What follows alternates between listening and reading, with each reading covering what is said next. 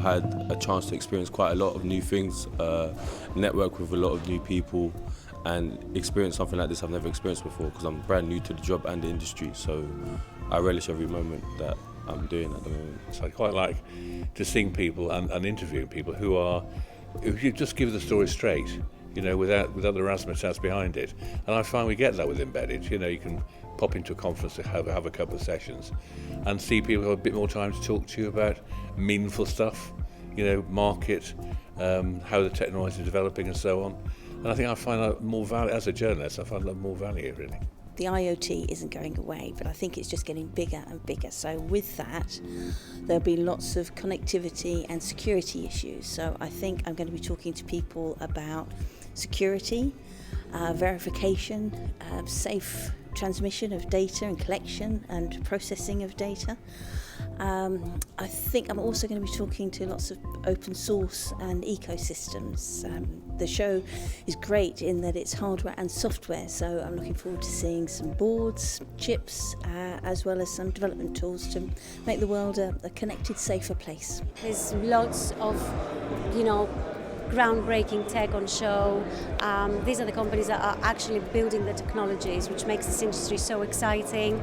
We are seeing here what the world is going to see in 10 years' time. It's great to be the first ones to notice it and to observe it. So that's what I enjoy about Embedded World. It's also Embedded is very much about the technology, and lots of people who attend this show are engineers that are very keen on embedded technologies, working on embedded technologies, and obviously looking for the latest trends. Well, it's constantly moving. In the 80s, we used to interview all the people who were the movers and shakers. And we had a fairly lean period as those technologies were coming to fruition. The technology itself improved, it was used in different applications. People started to get used to it. And now we're reaching a point, especially with medical devices. You go on the ADI stand, that was packed full of people. It's extraordinary. I just wish the NHS had that technology in its hospitals now. It would alleviate so many problems, but probably it's very expensive. Power companies are still talking about component shortages affecting them. So we'll see how this year goes. It will be a tough year for them. Test and measurement companies are going to have a better 2023, or that's what we hear. There's a lot of talk, a lot of feedback at the moment on different areas, different sectors. But the main thing is everyone is here. They're very keen to network and meet each other and exchange views face to face. So that's great. That's what I like about being here with Electronics Weekly this week. We've got some great characters, some great personalities, good fun on the taxi rides to and from, and Nuremberg, as you can see, is very pretty.